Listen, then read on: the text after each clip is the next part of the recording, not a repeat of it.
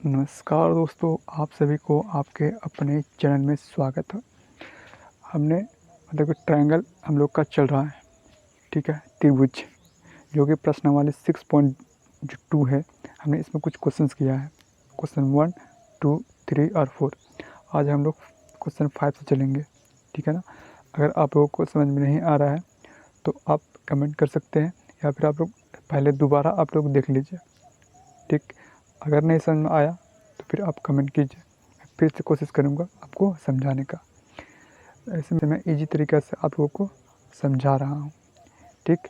चलो question number 5वां देखो क्या करा इसमें। क्वेश्चन नंबर 5वां, आ जाओ। क्वेश्चन नंबर 5वां देखो, आकृति 6.20 है, ठीक है। ये आकृति है 6.20, करा कि डी ई, ठीक, डी ई समानांतर है ओ क्यू का।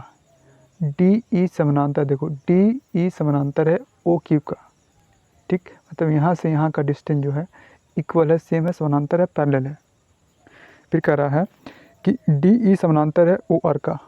डी एफ समानांतर है, देखो डी एफ समानांतर है ओ आर का, ठीक, समझो। फिर कह रहा ना कि हमको प्रूफ करके बताओ, दर्शाइए कि ई एफ समानांतर है क्यू आर का, ठीक। दो चीज़ दे रखा है, हमसे तीसरा चीज़ पूछ रहा है कि ये प्रूफ करके दिखाओ, ये सिद्ध करके दिखाओ, ठीक है ना। कैसे सिद्ध करेंगे, बहुत ही आसान तरीक़ा से हम लोग समझेंगे।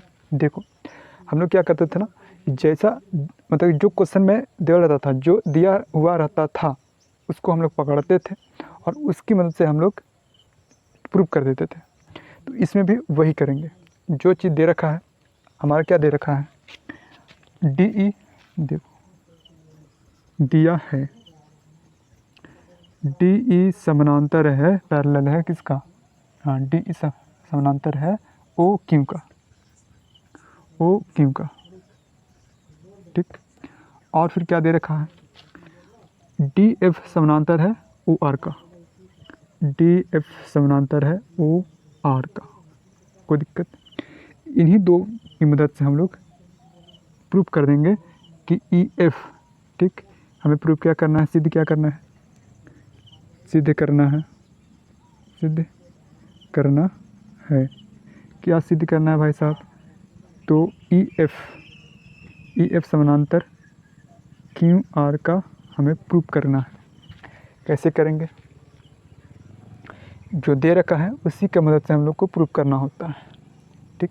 यानी कि ई एफ समानांतर क्यू आर है, ये कब होगा, जब हमारा पी ई समानांतर, पी ई बटा ई क्यू और पी एफ बटा एफ आर जब हम लोग शो कर देंगे, दिखा देंगे, तो हम कह सकते हैं ना कि ई एफ समानांतर हो गया क्यू आर का, ठीक। यानी कि देखो ना, ऐसे हम लोग लिखते थे, याद करो, ए बी सी डी और ई, यानी कि ये लाइन इसका कब समानांतर होता था, डी ई समानांतर है बी सी का, कब होता था, तो ए डी बटा डी बी बराबर इसका अनुपात जो है इक्वल होता है ए ई बटा ई सी। मतलब कि अगर ये प्रूफ कर देंगे तो ये ऑटोमेटिक हो जाएगा, मतलब कह सकते हैं। अगर ये रहेगा तो हम ये लिख सकते हैं, कोई दिक्कत नहीं होना चाहिए। तो दिक्कत नहीं है तो बनाते हैं फिर। हाँ,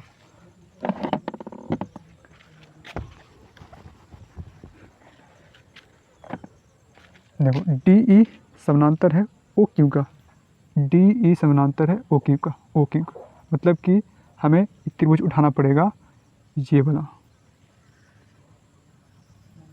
देखो ये समानांतर है इसका, हाँ, तो हमारा स्टेप से बनेगा, ये इसका समानांतर है,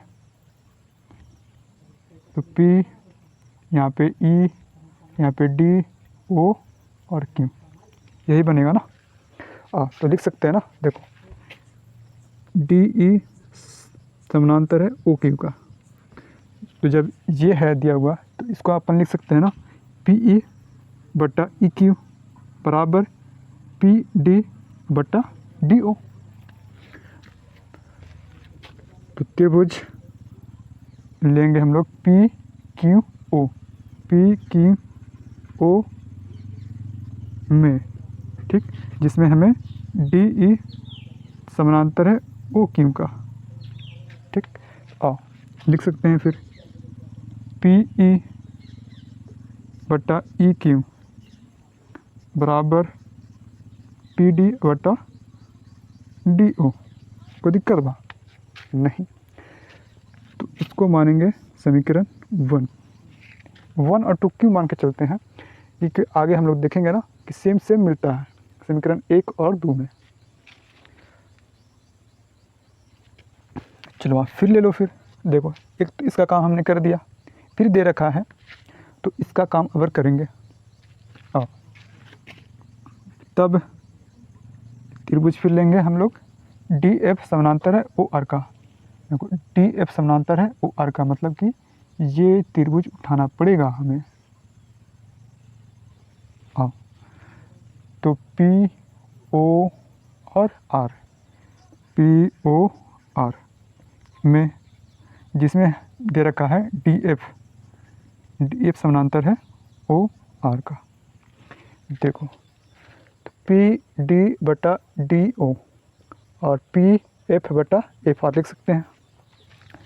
तो पी डी बटा ने डी ओ, हाँ पी डी बराबर होता है पी एफ बटा F R. Basic proportionality theorem से आधारभूत समानुपातिकता प्रमेय से हम लोग लिख सकते हैं। और इसको मानेंगे समीकरण 2। देखो हमने देखा, यहाँ पे देखना पड़ेगा, सोचना पड़ेगा। P D D O same मिल रहा, तो जब ये इसके इक्वल है तो ये फिर इसके इक्वल हो जाएगा। याद करो, जैसे 1/x बराबर y, ठीक, और यहाँ पे y बराबर 1/2 अगर दिया हुआ है तो इसका वैल्यू इसमें पुट कर देते हैं, या फिर इसका वैल्यू इसमें पुट कर दो, बराबर हो जाएगा। तो ये बराबर है तो ये भी बराबर, 1/x बराबर 1/2, समझो। नहीं तो फिर आओ देखो y का वैल्यू 1/2 है, बैठाओ 1/2, तो 1/x 1/2। उसी तरह से हम लोग लिखेंगे फिर समीकरण 1 और 2 से, तब हमें प्राप्त होगा। देखो क्या होने वाला है हमें प्राप्त,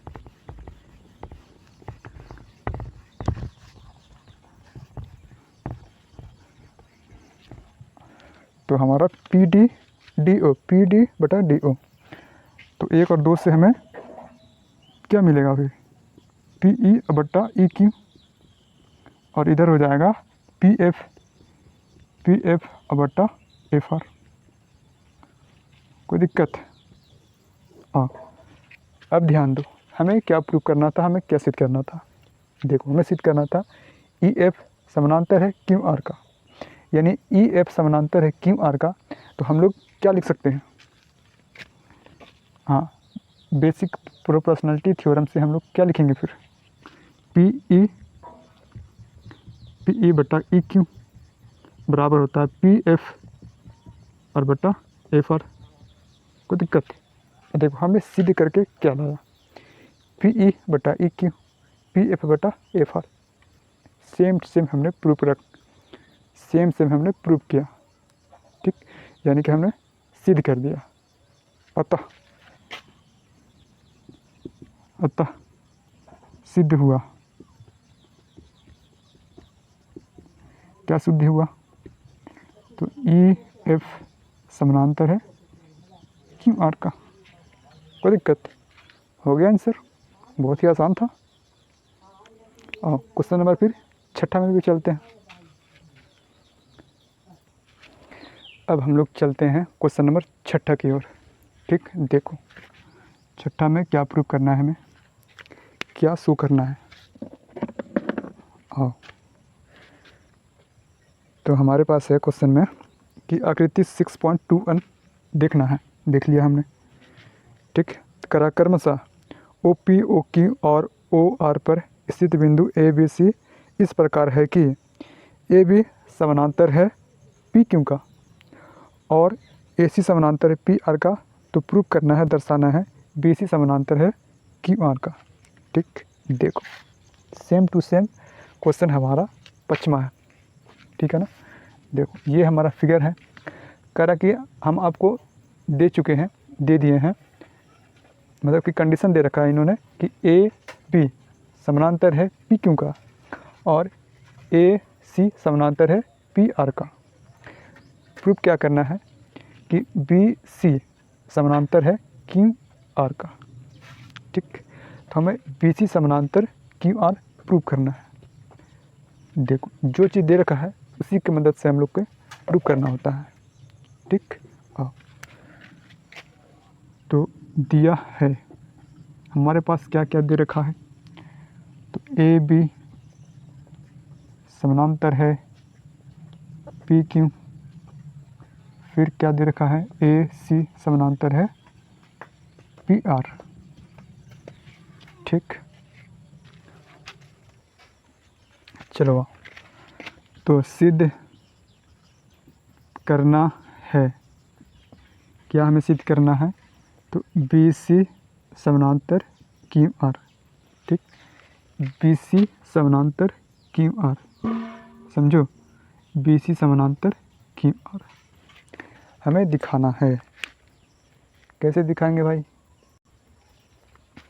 देखो हमने देखा कि जो दे रखा है उसकी मदद से हम लोग लिख सकते हैं ना। देखो ए बी समानांतर है पी क्यू का, तो एक हमारा एक ये त्रिभुज बन गया,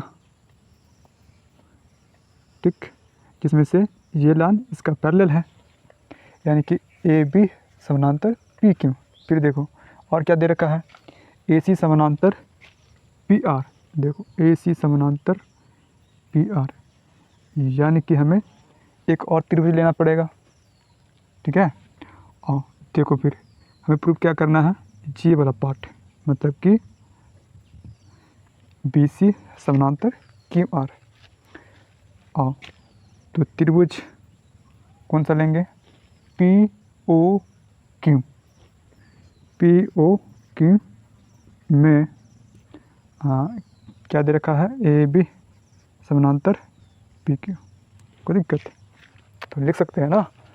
देखो आधारभूत समानुपातिकता प्रमेय से ओ बी बटा बी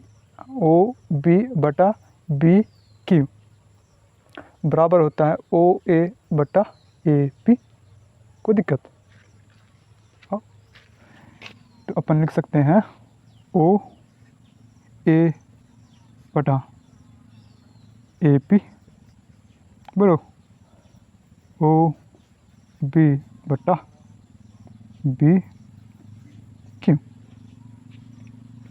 ठीक बा, ओ बी बटा बी क्यू, ठीक है, ओ ए बटा ए पी। ठीक, और इसको मानते हैं समीकरण 1। हमें क्या प्रूव करना है, बी सी समानांतर क्यू आर का। इसका मतलब हमको दिखाना पड़ेगा ओ बी बटा बी क्यू बराबर होता है ओ सी बटा सी आर। ये तो दिखाना हमें है, ठीक, यानी ये दिखा दिया हमने तो ये ऑटोमेटिक दिख जाएगा, मतलब ये होगा तभी ये होगा और ये होगा तभी ये हो सकता है। चलो फिर से क्या हम लेते हैं, त्रिभुज, एक त्रिभुज हमने ये लिया, आ जाओ। फिर दूसरा हमारा ओ पी ओ आर में इसमें क्या दे रखा है, ए सी। देखो इसका हमने ले लिया, इसका ले लो फिर ए सी समानांतर पी आर। ठीक, तो क्या लिख सकते हैं फिर, पी ओ आर में ओ सी बटा सी आर, ओ ए बटा ए पी बराबर ओ सी बटा सी आर। समीकरण 1 और 2 से देखो हमारे पास क्या मिलेगा, फिर ये मिल जाएगा हमें। तो समीकरण 1 और 2 से। और देखो ओ ए और ए पी, ओ ए और ए पी हमने देखा समीकरण 1 और 2 में सेम है, इक्वल है। तो जब ये दोनों इक्वल है तो ये दोनों आपस में इक्वल हो जाएगा। तो ओ बी बटा बी क्यू बराबर ओ सी बटा सी आर।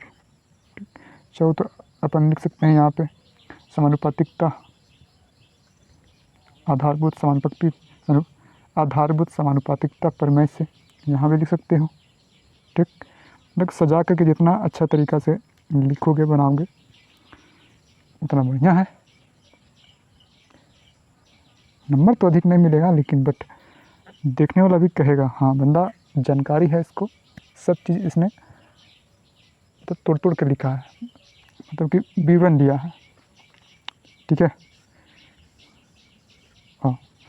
तो ओ बी बटा बी क्यू बराबर ओ सी बटा सी आर, एकदम same to same as it is मिल रहा है। इसका मतलब जब ये हमने दिखा दिया ये ऑटोमेटिक दिख गया, प्रूव हो गया। हाँ, तो अपन लिख सकते हैं अतः बी सी समानांतर होगा क्यू आर का। ठीक, तो अतः सिद्ध हुआ बी सी समानांतर क्यू आर का। कोई दिक्कत नहीं, समझो। आओ, छठा हमारा हो गया कंप्लीट। अब अपन चलते हैं क्वेश्चन नंबर 7 की ओर। क्वेश्चन नंबर 7 देखो, इसमें है कि प्रमेय 6.1 यानी कि थ्योरम हमने एक किया है 6.1 का प्रयोग करते हुए सिद्ध करना है कि एक त्रिभुज की एक भुजा के मध्य बिंदु से होकर दूसरी भुजा के समानांतर खींची गई तीसरी भुजा को समद्विभाजित करती है।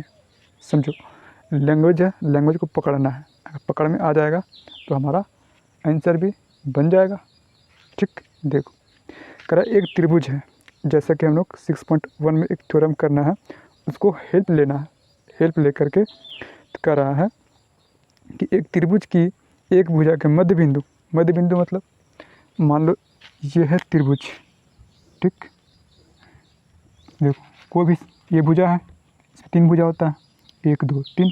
तो कर मध्य बिंदु मतलब बीचों बीच, यहाँ से यहाँ का डिस्टेंस और यहाँ से यहाँ का डिस्टेंस इक्वल होना चाहिए। ठीक, कर मध्य बिंदु से होकर दूसरी भुजा के समानांतर खींची गई तीसरी रेखा के समद्विभाजित करती है। ठीक, देखो मध्य बिंदु से खींचा गया है एक रेखा, ठीक, तीसरी भुजा को समद्विभाजित करता है। ठीक, यानी कि हमें क्या दिखाना है ना, देखो यानी कि यहाँ से यहाँ का डिस्टेंस, इसको मानते हैं ए बी सी। देखो लैंग्वेज अगर पकड़ में नहीं आ रहा ना तो 2-4 बार उस लैंग्वेज को पढ़ो, उस क्वेश्चन को पढ़ो, कुछ ना कुछ दिमाग में घुसेगा। और मतलब ध्यान देना है कि मतलब उसी ख्वाब में उसी इमेजिन करना है, तब जाकर के पकड़ में आएगा बढ़िया से। और ए बी सी डी ई। ठीक, यानी कि ए डी बराबर डी बी होगा। कोई दिक्कत? देखो ए डी बराबर होगा डी बी का। क्यों? क्योंकि इस रेखा पे एक मध्य बिंदु है जो दोनों को डबल इक्वल पार्ट में डिवाइड कर रहा है। ठीक, यानी कि हमें क्या प्रूव करना होगा, देखो इसका जो समानांतर खींचा गया रेखा ना, तीसरी भुजा जो है वो प्रूव करना है, मतलब कि ए ई बटा ई सी दिखाना है। ए ई बराबर ई सी होता है, यही दिखाना हमको है। ठीक, कैसे दिखाएंगे? देखो जो दिया हुआ होता है ना उसी की मदद से हम लोग को दिखाना होता है। तो दिया है, क्या दिया है, ए डी बराबर डी बी। ठीक, और क्या दे रखा है, इसमें कह रहा है कि समानांतर है, यानी कि डी ई समानांतर है बी सी का, डी ई समानांतर है बी सी का। कोई दिक्कत? हमें सिद्ध क्या करना है? हमें सिद्ध करना है ए ई बराबर ई सी, ए ई बराबर ई सी, या फिर ई सी बराबर ए ई कह लो। कोई दिक्कत? जब दिक्कत नहीं है तो प्रूव कर देते हैं। ठीक, देखो ये चीज़ दे रखा है, तो त्रिभुज कौन सा लेंगे? A B C. ये थ्योरम पढ़ चुके हैं हम लोग, है 6.1, वहीं से हम लोग फिगर उठाए हैं। त्रिभुज ए बी सी में डी ई समानांतर है बी सी का, तो आधारभूत समानुपातिकता प्रमेय से हम लोग क्या लिखेंगे फिर? ए डी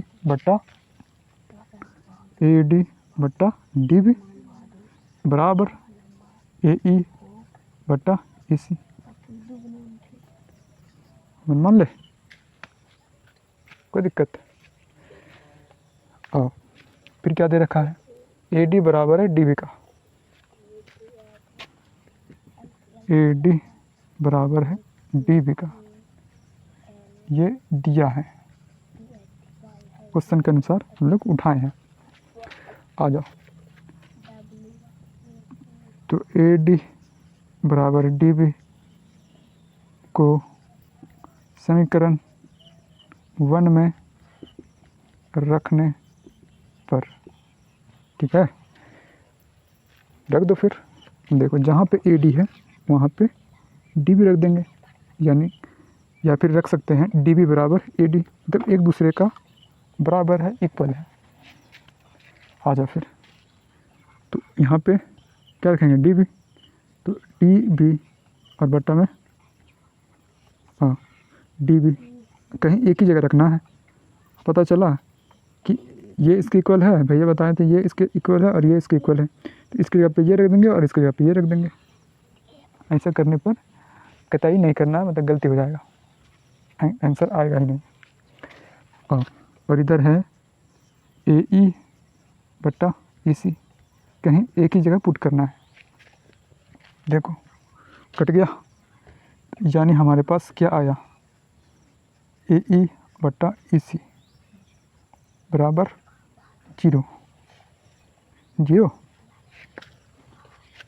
कटा है, डिवाइड लगा है एक ना, बोलता है एक, और फिर तिरछा तिरछी मल्टीप्लाई कर दो यहाँ से,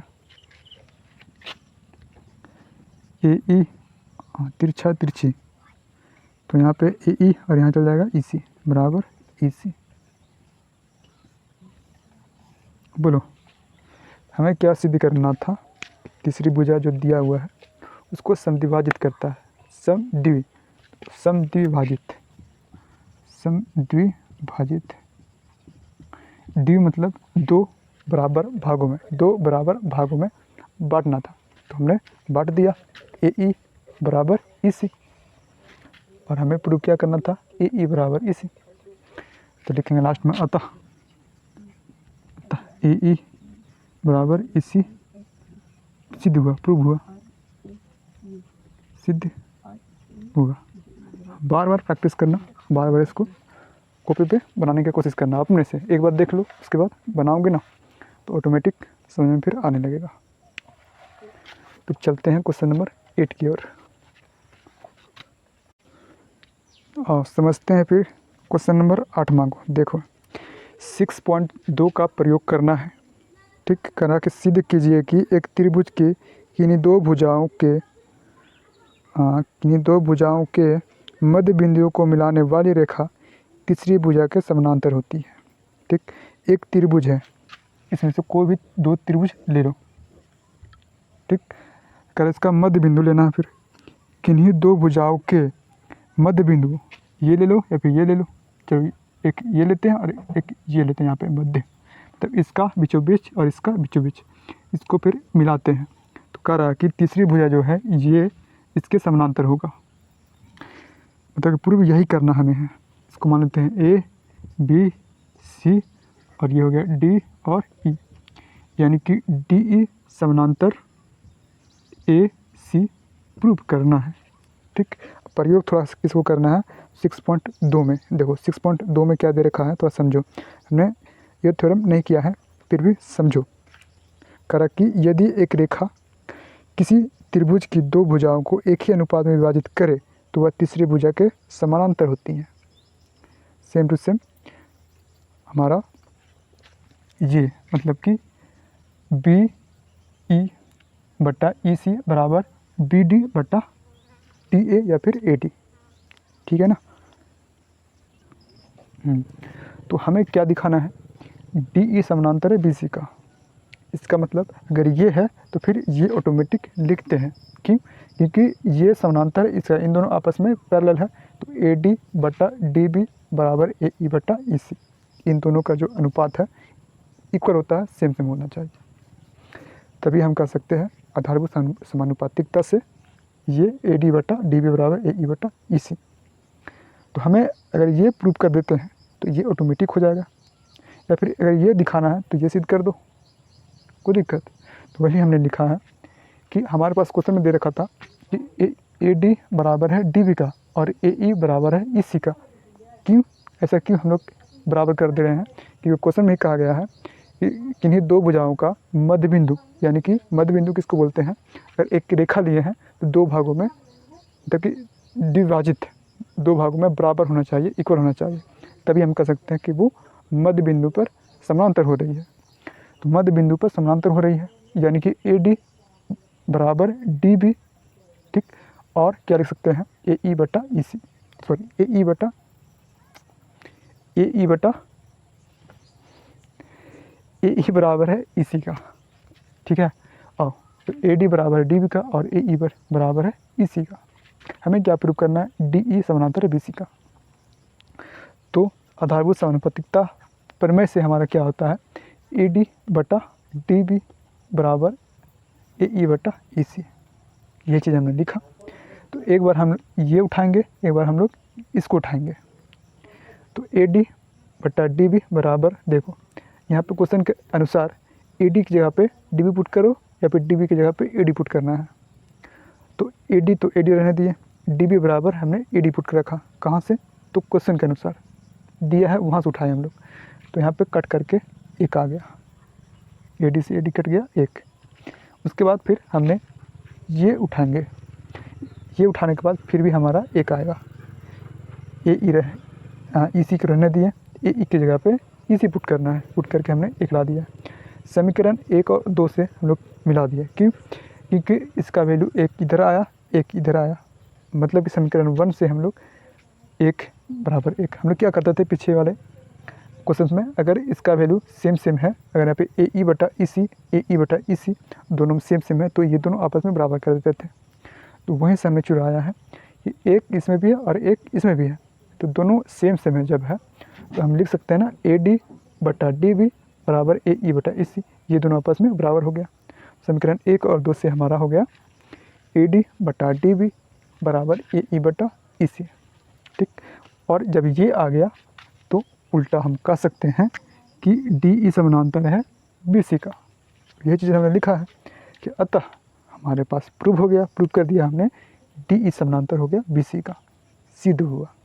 ठीक, अब चलते हैं क्वेश्चन नंबर 9 की ओर। बस प्रैक्टिस करने की ज़रूरत है, बाकी सब क्वेश्चन बनेगा ही बनेगा।